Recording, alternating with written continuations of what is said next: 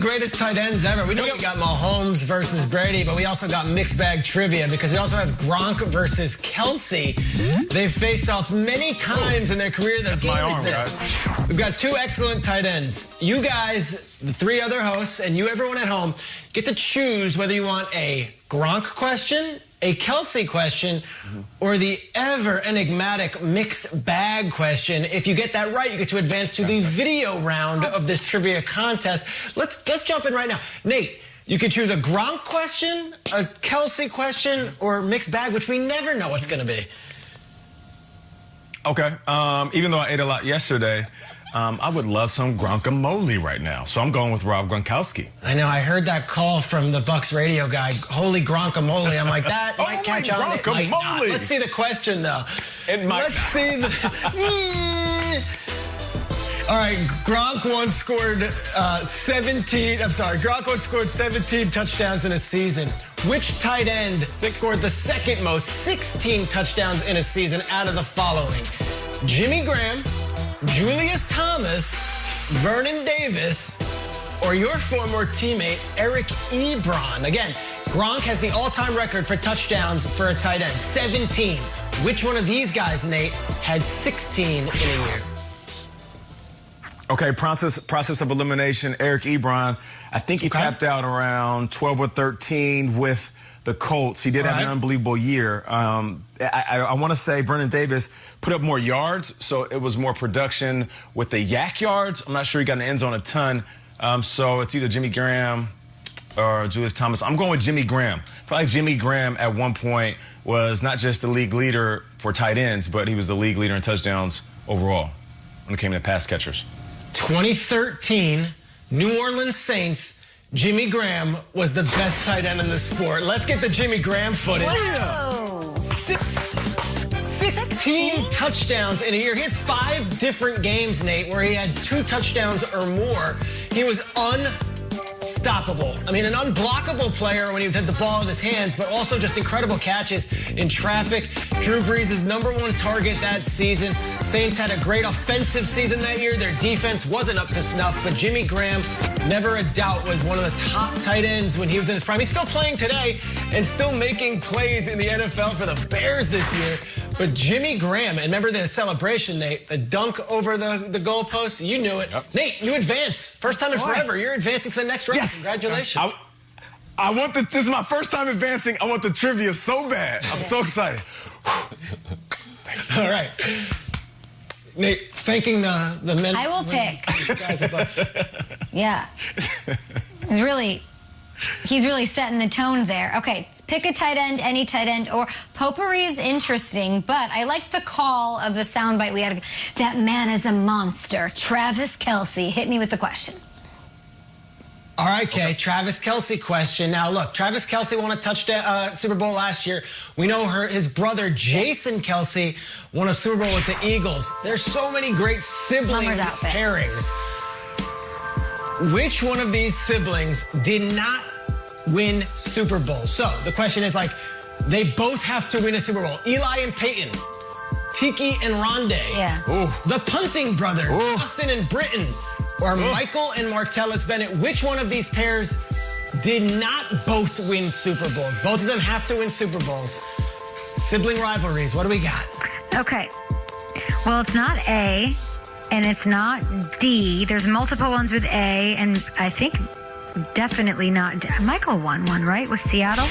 I'm going to go, is it Tiki? Tiki has one, right? Does Rondé have one?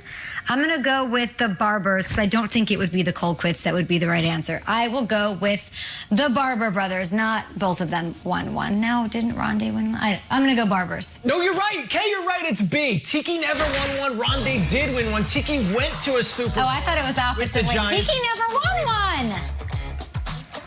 Rondé won. Giants did not with Tiki. So you are correct. But the Tiki thing is interesting because Tiki was the star of the team for so many years. Retires a little bit prematurely, and the very next season, they go on and they do win the Super Bowl with the helmet catch with Tyree and everything. And the controversy was Tiki was working for NBC at the time, and he said, I'm not sure this team could win with Eli Manning at quarterback. Sure enough, the Giants go on their miracle run.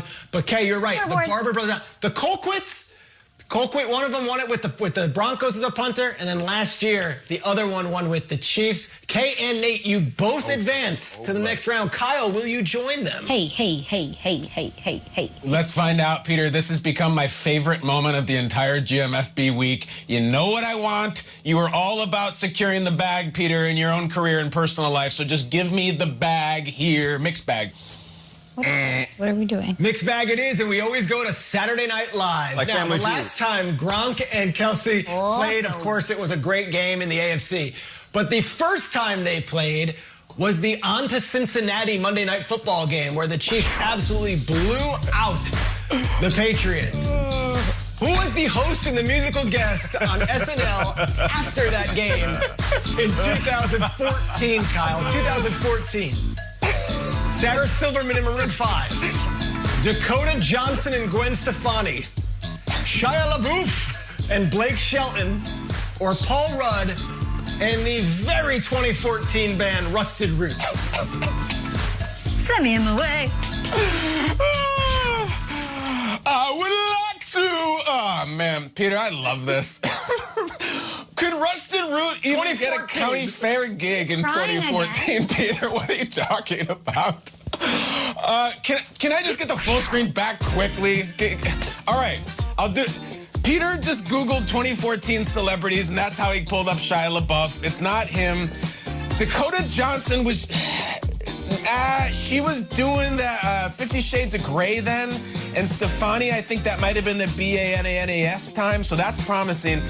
Sarah Silverman and Maroon 5 is, I don't remember that. Of course, Sarah Silverman has SNL roots, so that would make sense. And yet, Peter, my instinct takes me to the daughter of Sonny Crockett and Melanie Griffith, as well as Gwen Stefani. This bleep is bananas. Peter, are you going to send me on my way? My way being into the final round? Kyle, I love Dakota Johnson's work. I love the 50 Shades trilogy. I love the books. I love the films. I got it wrong. It's wrong. She did not host with Gwen Stefani. No, it's actually Sarah Silverman and our guy, Adam Levine in Maroon 5. Sarah Silverman had that show, the Sarah Look like brother and sister. She had they do look very similar. A one-woman show that was on and won an Oscar for it. It was fantastic. Sarah Silverman and Adam Levine. Weird. They're wonderful. Kyle, you're not going to advance. I'm sorry. Usually you do, but we do have two contestants who will be seeing the video clue. First time. Kyle's out. Nate and Kay. That's all right. Kyle, I don't think I can do this without you. Let's get to the video clue. I can help. Here's the video clue. You see a play, and we pause it, and we figure it out. So this is the Pro Bowl 2017. Kelsey's about to score. Stop it. Pro Bowl MVP 2017, Travis Kelce, okay? The question is, what was his celebration after scoring this touchdown? A. 2017. Michael Jackson's moonwalk. B. The Dougie. C. The Salt Bay. Or D.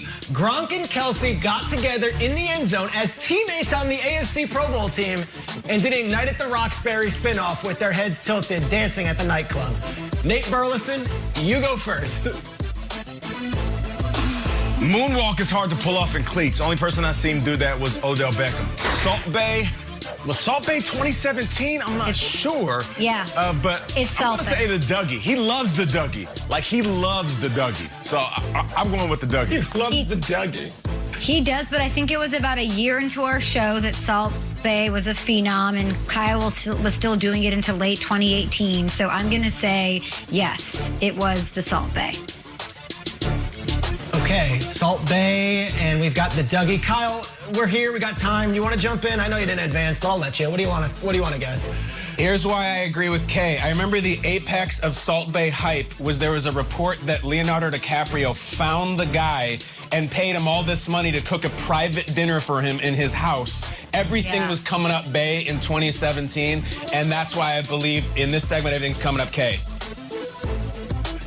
That sounds like the story. George Clooney had 14 friends, and he gave $1 million.